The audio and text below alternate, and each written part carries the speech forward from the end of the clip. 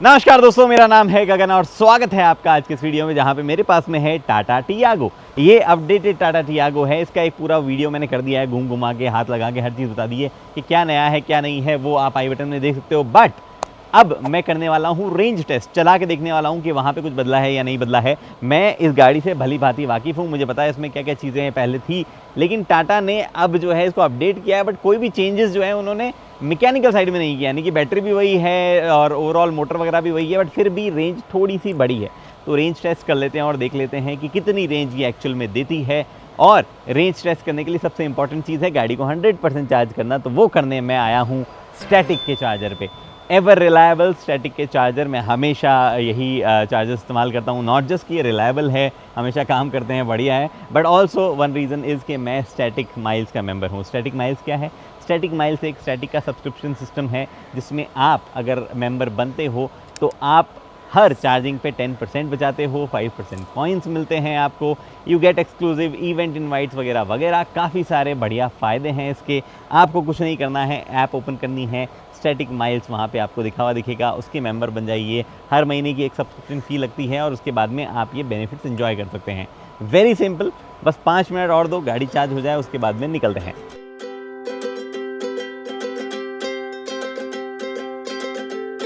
Okay, तो गाड़ी हमारी 95% चार्ज है और इस पे निकल रहे हैं हम। ट्रिप मैंने ऑलरेडी 0 कर दिया है, ट्रिप बी 0 है, ट्रिप ए जो है उसको भी मैं 0 कर देता हूँ।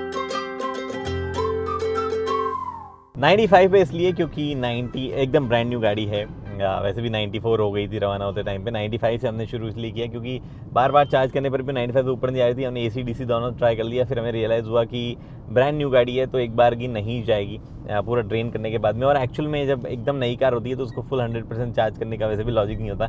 ये चीज़ हम बैटरीज फ़ोन वगैरह के में फॉलो करते थे।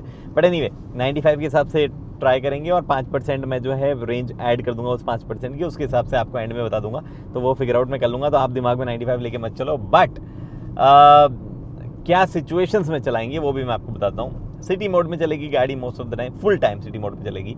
रीजन जो है वो या तो 2 होगा या 3 होगा, डिपेंडिंग हम कहाँ हैं। जैसे मैं एयरपोर्ट से लेके सिटी के अंदर एंटर होने तक मैं 2 पे रखने वाला हूँ, उसके बाद रीजन 3 पे चला जाएगा। गाड़ी में 2 लोग हैं, मैं और ललित। अगर आपको एग्जैक्ट वजन जानना है तो मेरा वजन जो है 75 है, ललित तुम्हारा क्या? 95 है। और 95 है तुम्हारा वजन, 95 ललित का वजन है। और 7 10 12 20 kg के आसपास का हमारे पास लगेज है। And we will keep the AC temperature at 24 AC auto, ठीक है।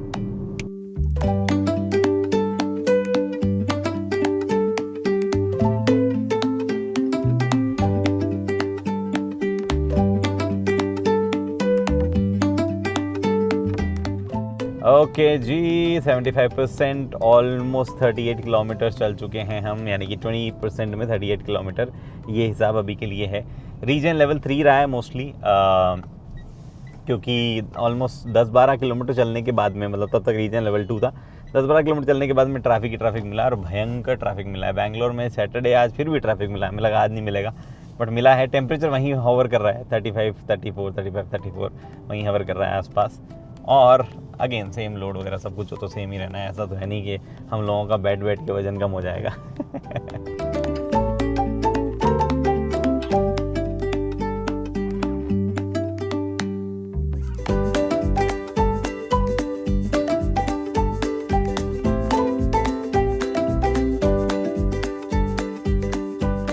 ओके, तो 50% हो गई है बैटरी, यानी कि टेक्निकली हमने 45% यूज़ कर लिए हैं और 77 किलोमीटर्स जो है वो चली है। और अब थोड़ी सी ज़्यादा चलेगी, मतलब अब तक थोड़ी कम चली है टेक्निकली। अभी तक की रेंज के हिसाब से अगर आप जानना चाहो तो this is going somewhere 140-150, but भयंकर ट्रैफिक से निकले हम बैंगलोर में। At the very same time बहुत ही अच्छा वेदर हो गया था EV के हिसाब से। तो ऐसा नहीं है कि मतलब बैटरी बहुत ज़्यादा कंजप्शन हो गया क्योंकि हम ट्रैफिक में खड़े थे वगैरह वगैरह, या बहुत ज़्यादा गर्मी थी तो इसलिए कंजप्शन हो गया। नहीं, बहुत ही कंफर्टेबल वेदर रहा है, लेकिन हाँ ट्रैफिक ज़्यादा रहा है। आई एज्यूम बचे हुए 45% में, मतलब टेक्निकली तो 50% बचा है, बट बचे हुए 45% में इंस्टेड ऑफ 77 ये इजीली 85 के आसपास जाएगी। 5% के बियॉन्ड मैं रिस्क नहीं लेना चाहता, बिकॉज ये गाड़ी अभी भी पुराने वाले सिस्टम पे ही, मतलब मैकेनिकल्स वही हैं जो मेरी पंच में है या जो पहले टियागो में आते रहे हैं, जो इलेक्ट्रिकल सिस्टम और जो बैटरी पैक वगैरह है। और मेरी पंच के साथ मैंने देखा है 10% के बाद में उसका मन है भाई, अगर मन है तो 1% चलती है, हर 1 किलोमीटर चलती है हर 1% पे, और मन है तो नॉर्मल भी चलने लग जाती है। और ऐसे डिप हो कि स्पीड भी ख़त्म, एसी भी ख़त्म, और ख़त्म ही हो जाती है, मतलब डेड हो जाती है कहीं पे भी वो। So I just can't take risk, because मैं यहाँ पे एयरपोर्ट के इर्द गिर्द चलाऊँगा और मैं साइड में खड़े होके सड़क पे जाम लगाना नहीं चाहता हूँ। तो वो वाला चीज़ है। आई विल स्टिल ट्राई 5% तक ले जाने की, और देखते हैं हम क्या होता है। रीजनरेशन लेवल में लेवल 3 पे हूँ, डिस्पाइट द फैक्ट कि हम ओपन रोड्स पे अब जा रहे हैं, बट फिर भी मैं लेवल 3 पे रह रहा हूँ, क्योंकि काफ़ी देर तक रीजनरेशन, मतलब काफ़ी देर तक अभी ट्रैफिक रहेगा, तो मुझे रीजनरेशन की अपॉर्चुनिटी नज़र आ रही है। एक बार जब थोड़ा सा ओपन हाईवे हो जाएगा तब हम 1 पे आ जाएंगे। बट हाँ, मोटा मोटी बात यह है कि अभी मोस्टली हाईवे रन होगा, सिटी रन हो गया है।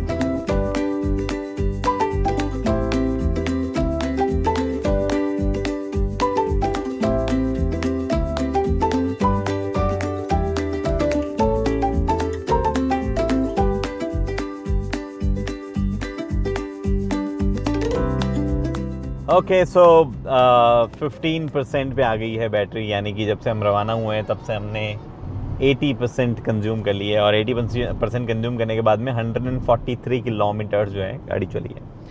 रफली एस्टिमेट जो है अब लग ही जा रहा है कि कितना क्या कुछ चलेगी गाड़ी। बट कुछ ऑब्जर्वेशंस है, हाईवे पे अब मैं आया हूँ और हाईवे पे हमने ज़्यादा तेज़ नहीं चलाई है, लगभग 10 किलोमीटर 90 के अराउंड चलाई है, और बाकी जो है 75 to 70 के अराउंड चलाई है, 75 to 80 के अराउंड चलाई है।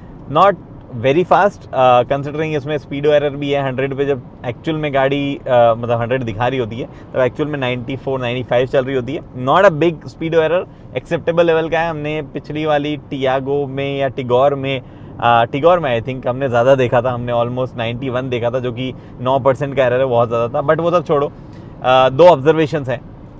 पहली ऑब्जर्वेशन ये है कि थोड़ी सी विंड नॉइज़ मेरे ख्याल से बढ़ गई है। जब भी आप 75-80 क्रॉस करने लगते हो तो विंड नॉइज़ और ओवरऑल विंड का रेजिस्टेंस जो है वो ऐसे काफ़ी ज़्यादा आता है गाड़ी पे, और वो फील होता है, विंड नॉइज़ भी फील होती है।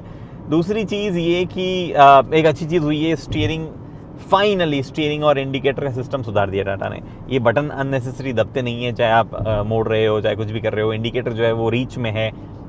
Thank you.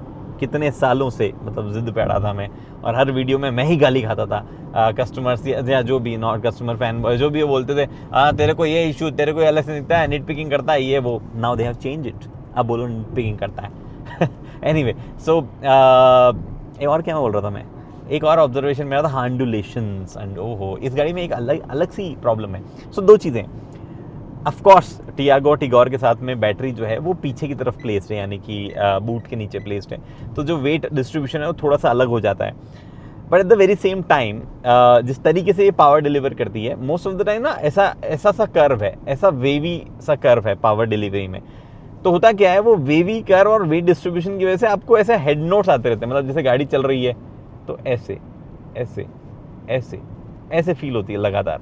ये जो वेवीनेस है गाड़ी में, अगर बैठ के नोटिस करो सटली तो आती है, और थोड़े टाइम बाद में प्रॉब्लमेटिक सी फील होने लग जाती है। इसको दिमाग से बुलाने के लिए हम थोड़ा सा म्यूज़िक चला रहे थे, अब डिस्कशन कर रहे थे मैं और इस गाड़ी में बैठे तो थोड़ा सा मैं भूल जा रहा था। जैसे ही शांति होती गाड़ी में, फिर से मुझे वो वेवीनेस फील होती। तो वो I don't know if it is something जिसको किसी को बॉदर करेगा नहीं करेगा, हाईवे पे पता चलता है, अदरवाइज नहीं पता चलता है। तो वो वाला सीन भी है। बाकी एज यूजुअल गाड़ी का म्यूज़िक सिस्टम कमाल नहीं है। टाटा जो है, मेरे ख्याल से टाटा की 2 ही गाड़ियाँ होंगी जिनका म्यूज़िक सिस्टम अच्छा नहीं है। मतलब बेस वेरिएंट में हो सकता है कुछ और गाड़ियों का भी हो, बट यहाँ पे आपके पास में टिगोर और टियागो जो है उनके टॉप एंड में भी music system is not that good. Also may be Altroz के बेस में प्रॉब्लम होती होगी, but here problem is Twitter नहीं है, तो ऐसा कुछ लाउड वाउड कुछ भी कर लो आप, जो ना एक पॉइंट पे सुनाई है, यहाँ सुनते हो तो एकदम लगता है बीच में सुन रहे हो, यहाँ सुनते हो तो लगता है साइड में से आवाज़ आ रही है, नीचे से आ रही है। तो it's not a great music system basically. बाकी राइड क्वालिटी वगैरह फैंटास्टिक यार, टाटा ने ये काम तो बहुत बढ़िया किया हुआ है। इसमें तो टायर भी ठीक चढ़े हुए हैं। अब हम चलाते चलाते जो है ऑलमोस्ट 12% पे आ गए हैं और अब रिस्की मामला शुरू होने वाला है। 10 के बाद में लिम्प मोड लगना, 5 के बाद में एम्बिग्यूटी आना, वो सब चीज़ें शुरू होगी और 15 किलोमीटर जाना है, 12% बैटरी है। अभी अगले 3-4-5 किलोमीटर तो सही है, उसके बाद में मज़ा आएगा।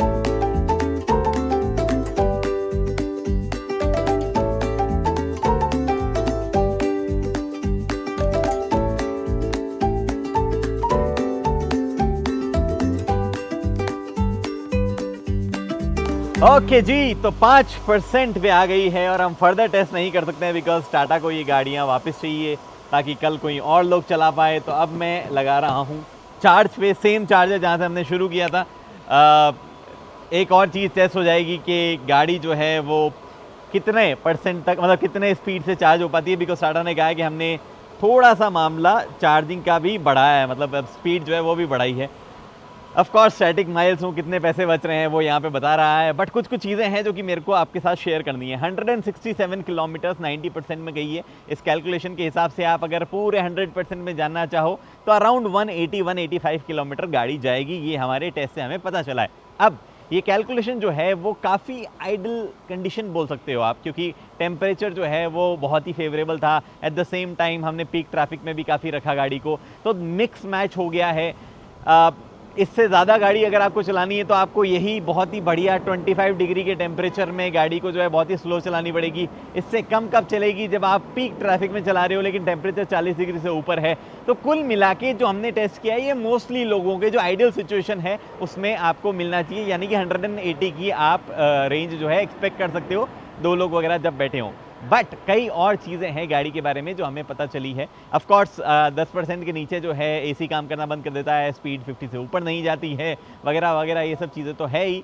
ये वाली चीज़ जो है ऐसा कुछ नहीं है कि बहुत अलग से लिम्प मोड लग जाता है, ऐसा नहीं कि बहुत हमें कोई सरप्राइजिंग वगैरह लगा।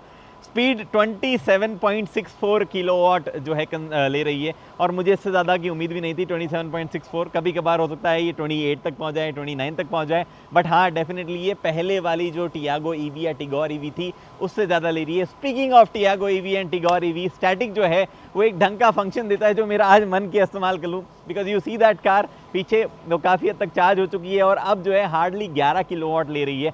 बट कई लोग ऐसे होते हैं जिनको चार्जिंग का ओवरऑल कॉन्सेप्ट जो है उसमें थोड़ी सी कर्टसी समझ में नहीं आती है। आपको बेसिकली 85% से ज़्यादा चार्ज करने की ज़रूरत नहीं है हर बार पब्लिक चार्जर पे। अगर और ज़्यादा भीड़ लग रही है तो चार्जर खाली करना होता है। फॉर्चुनेटली स्टैटिक का एक फीचर आता है फ्लक्स चार्जिंग, जो कि मैं एनेबल कर सकता था अगर ये नहीं लगती गाड़ी उससे पहले, तो मैं सारा पावर जो है अपनी गाड़ी के लिए इस्तेमाल कर सकता हूँ। अगर कभी ज़रूरत पड़े तो आप इस्तेमाल कर सकते हो, बट होना ये चाहिए कि जब भी आपको लगे कि मेरी गाड़ी इनफ चार्ज हो गई है, you should just simply move from that public charger ताकि बाकी लोग इस्तेमाल कर सकें। मेरी गाड़ी क्योंकि 30 किलोवाट से ऊपर चार्ज ही नहीं होती है तो मुझे अभी कोई इशू नहीं है, बट अगर यहाँ पे 60 किलोवाट या ऐसी कोई गाड़ी चार्ज होने वाली होती तो मैं वो पावर इस्तेमाल नहीं कर सकता था, क्योंकि दूसरी गाड़ी जो है वो 11 किलोवाट की मात्र पावर पे चार्ज हो रही है, क्योंकि वो काफ़ी हद तक चार्ज हो चुकी है। यहाँ पे बाय द वे एक 7.2 का छोटा चार्जर भी अवेलेबल है चार्ज करने के लिए, एसी वाला। Anyway this is a separate topic. Tata Tiago EV थोड़ी इंप्रूव्ड लगी मुझे, मेरे पंच की तरह ऐसा नहीं है रेंज सडनली ड्रॉप हो जाती है। गाड़ी में कई छोटी छोटी इंप्रूवमेंट किया है। 180 किलोमीटर की रेंज के साथ में कुछ ऑब्जर्वेशन जो थी वो भी मैंने यहाँ पे बता दी है। फिलहाल इस वीडियो में इतना ही, उम्मीद करता हूँ वीडियो पसंद आई है। स्टैटिक माइल्स जो है उसका सब्सक्रिप्शन ले सकते हो। अगली वीडियो के लिए दोस्तों हेलमेट पहनिए, सीट बेल्ट पहनिए, सुरक्षित चलिए। धन्यवाद।